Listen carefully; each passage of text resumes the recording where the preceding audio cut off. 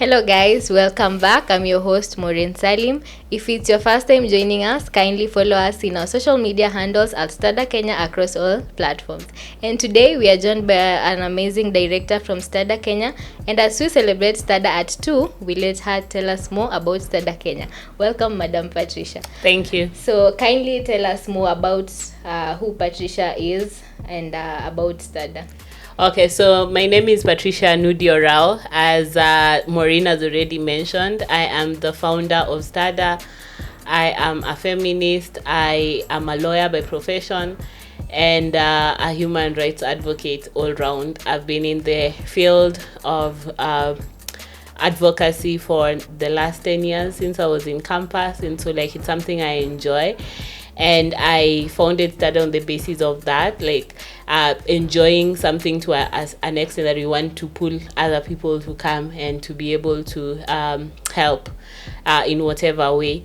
So its work, STADA's work has started over 10 years ago, formally registered in 2020, but the girls that we started taking to school from primary that are in campus right now, sanitary towels that we have distributed for years and years and years. And so formally 2 years, but informally for close to a decade.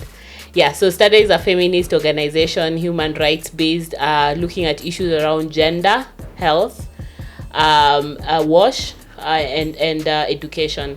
And we are, of course, biased towards girls, because we believe that girls have been left farthest behind, and we need to be able to reach out to them so that they are at par with their male counterparts. Thank you. So as we celebrate 2 years, we have a lot of things that have happened from the time you started till now. What are some of the achievements that you can say this is what you've done, that you are happy about the organization? Okay, so I'll go department by department. So we have 4 departments at STADA.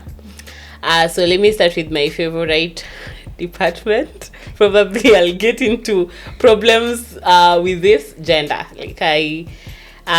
Gender is a department that has a number of programs. So we have feminist movement building, we have gender-based violence, we have adolescent girls center, and we also have the Teen Moms program.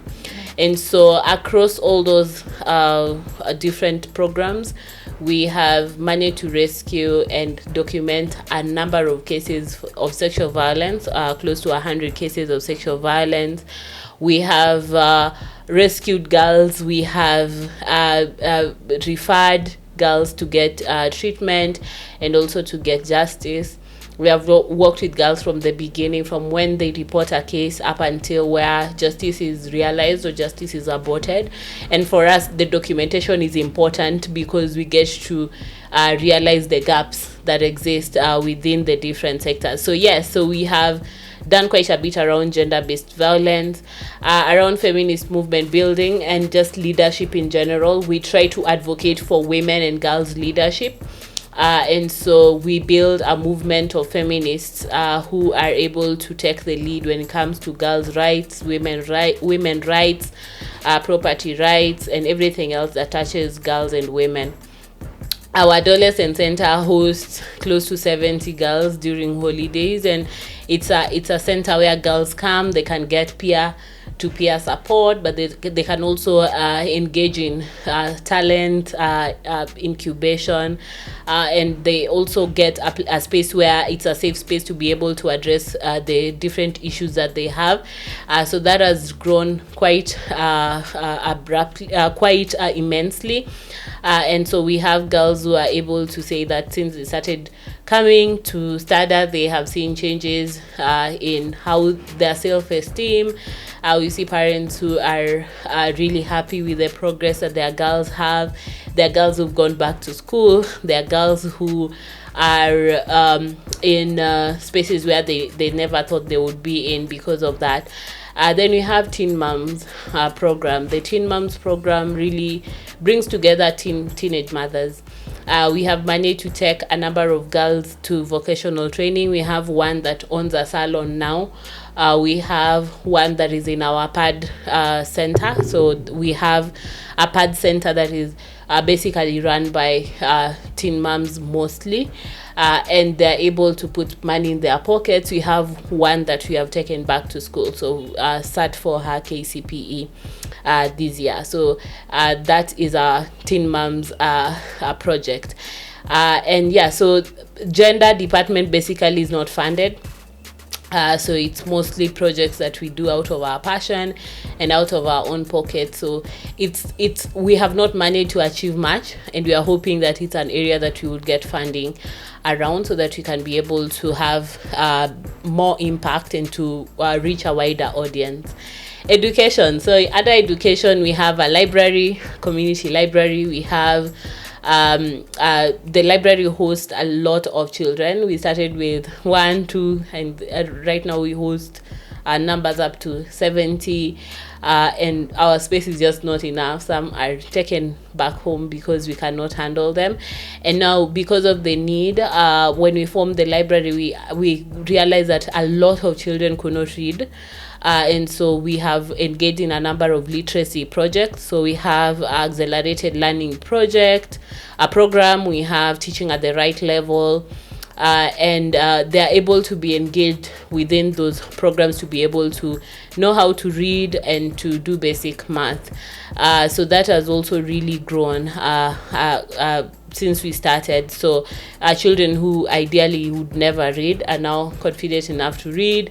We also have textbooks in the library where children who don't have textbooks can come and do their homework. So we have staff that is stationed there 24/7. We are looking at creating a daycare center and an ECD section within that aspect.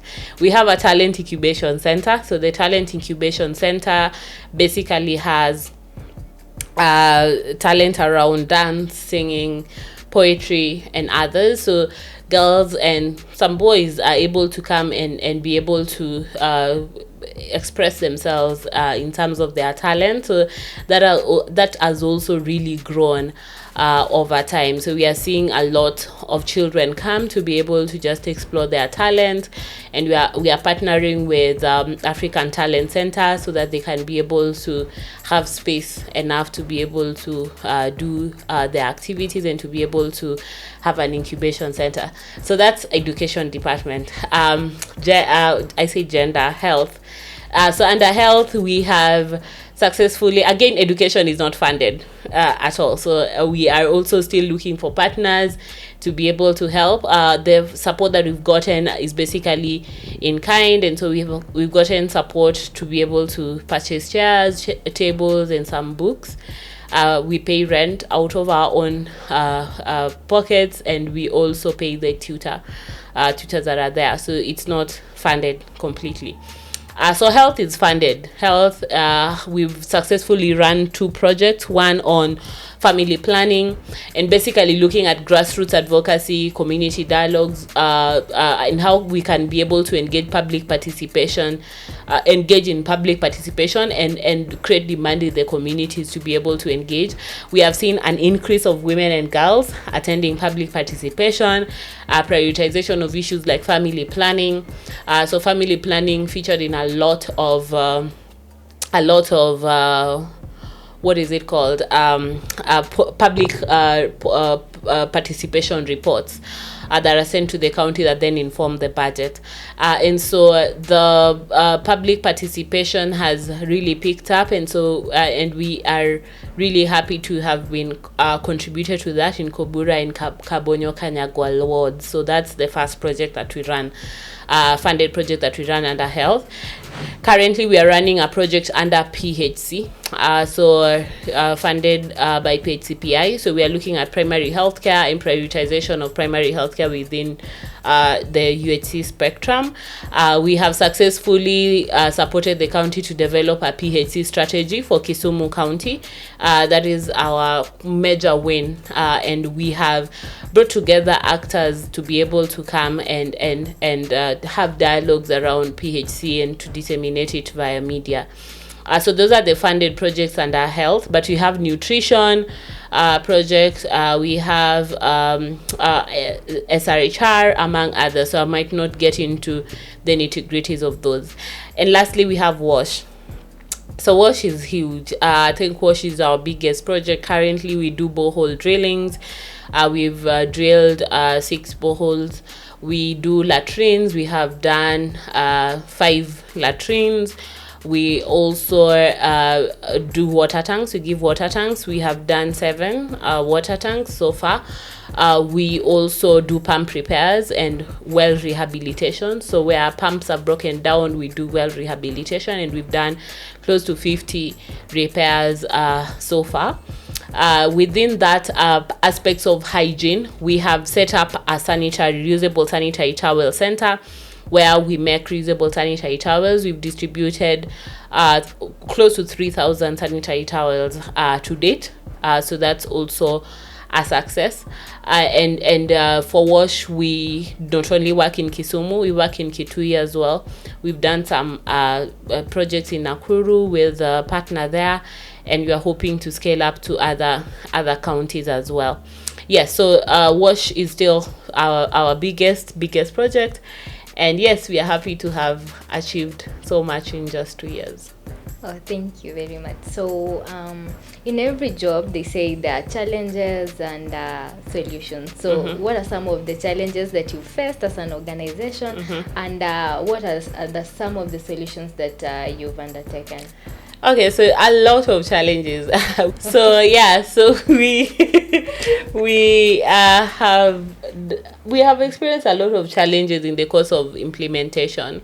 One, we grew so fast. That has its advantages and disadvantages. We moved from 5 volunteers to 26 people in a span of less than a year. That is not even normal at all. And so it came with a lot of challenges around human resource, around ensuring that we have our systems together, we are able to take care of the numbers, and that our staff are happy, and the organization is also getting the value for money, and just that entire spectrum. So having to deal with a number of people over a very short period of time, I would say is one of our biggest challenges. And so we are learning on job, really. I think it's one of those things that you don't train to do. You just get yourself in there and you try to figure it out, and you try to ensure that it works, because at the end of the day, the focus needs to remain that we need to serve the community members that we set out to serve, and that has always been our biggest mandate. The other challenge is, of course, the fact that we are not funded on most projects. So we have to be able to dig deep in our pockets to be able to fund a number of projects. We are also very alive to the needs of the community. So that means that when we see a need, we would want to meet it. And at times we can't meet every need. But we've tried as much as possible to be able to design projects that are out of need. So we don't just wake up and design a project. We try as much as possible to find need. With that comes the challenges, because a need cannot wait for funding. So at times there's a need and there's not enough money to be able to fund. So that has been one of our biggest challenge. The other challenges are, of course, just around implementation, the logistics, ensuring that we get the right people for the right job. We've done a lot of realignments just to ensure that we are at a space where everyone is comfortable with whatever they're doing, and so that has also really presented a challenge, but it's something that we are learning as we go. And so we've learned so much, and we are hopeful that going into the third year, that we are able to carry all the lessons along and to be able to better implement. As STADA, you work closely with the community. What are some of the feedback that you get from the community and everyone that you're working with from the community? Community is our biggest what do I say, like our cheerleaders. They keep us grounded, they keep us going. we've gotten a lot of support from the community. And I think from the beginning, we were very, very alive to the fact and intentional around working with communities and ensuring that our programs made sense to the people that we were serving. We didn't want to bring programs that don't make sense to them. We didn't want to be able to push things down their throats and to be able to create a need where there is none. Because a lot of times as NGOs and civil society organizations, we create need where there is none. And so we have continuously engaged in dialogues with them to be able to ensure that they are comfortable with our programs, they are able to input in what we are doing, and they are able to just feel that they are part and parcel of STADA. And I the support that we've gotten from communities are immense. We recently held our annual award ceremony and we awarded 7 members, and out of them 6 were community, like people that we met in the community.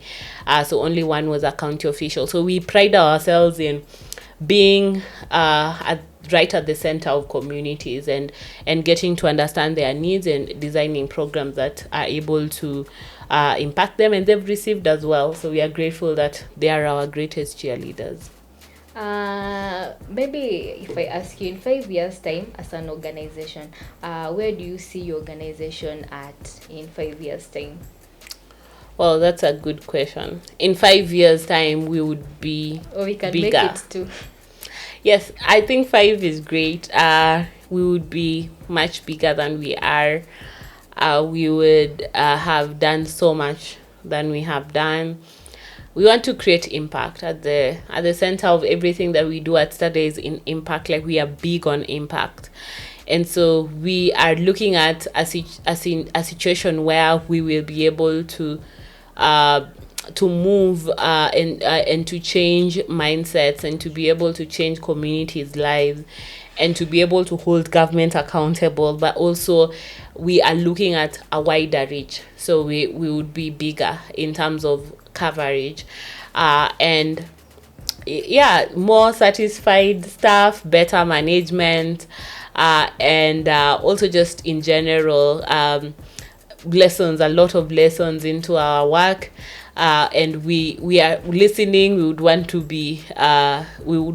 really ensure that everything that we do resonates with community members and not just things that we create. And so, yes, we will be bigger than we are and with more impact.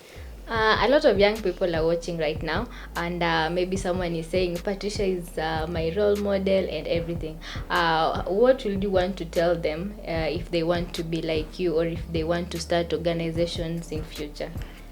I would tell them, don't want to be like me. I would tell them, be yourself, be the authentic Maureen, be who you are, and be authentic about it. Identify what makes your heart happy. Like, identify your passions, the things that drive you, the things that keep you awake at night, and don't look at the aspect of what am I going to get from it. Pursue things that will be able to give you so much joy that money can't buy, and that will make you so passionate that you will wake up in the middle of the night and want to do it. When you identify that, and when you keep at doing it and consistency, you will get to do amazing things. My biggest advice is that don't be in a space that you don't like. Don't try and force yourself into a career just because you want to make money out of it. Just ensure that you are at a space where you want to be. Like, go back to that child that you once were and ask that child, who did you want to become? That child knows better. Before the world told you could not do things, before people discouraged you out of things, there was what that child knew that you need now. So just go back and get to rediscover him or her and ask yourself what you can do to change your life.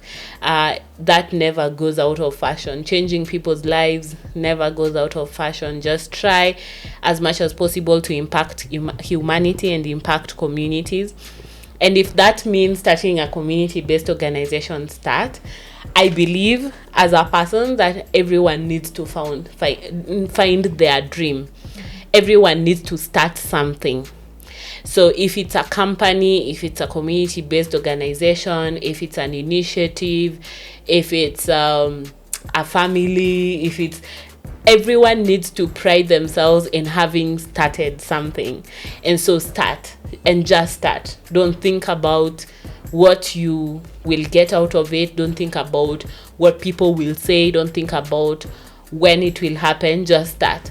One of the things that I've learned from the experience of STADA is that when you start and your heart is in the right place, people will come in and buy into that vision, and people will support you. So whatever you can start with, just start. And maybe I can just go briefly to how STADA started. I remember I did a consultancy and I got some money out of it, and I was like, I had registered but had not started a physical location, and so I went and paid for rent for a place for 5 years, and so those 5 years did not elapse before we actually had to construct our own space, and just having seen having come from a place where STADA just relied 100% on my earnings and on my salary, and on a few other volunteers who would also send in something, and getting to a place where we can safely say that we are not there yet in terms of funding, but we can be able to rely a bit on ourselves, and we have a property that we have actually it has been donated to us, and we have a structure. I can say that when your heart is in the right place, everything works together and the universe backs you up. Thank you so much, Madam Director, and I'll leave you with this. Be you, do you. See you next time. Can I ask you a question? Mm-hmm. Do you love working at STADA? Yes. What do you love most about working at STADA? I put you on the spot. I feel it's a place that is giving me an opportunity to learn more, explore new things, meet new people, know new things, and it's a nice place because I'm growing actually, and I love the collaboration that each and every person is giving me so that I can grow. So yeah. Thank you very much, Maureen, as well. And yeah, that was really, really good questions, and I'm glad that we got to do this.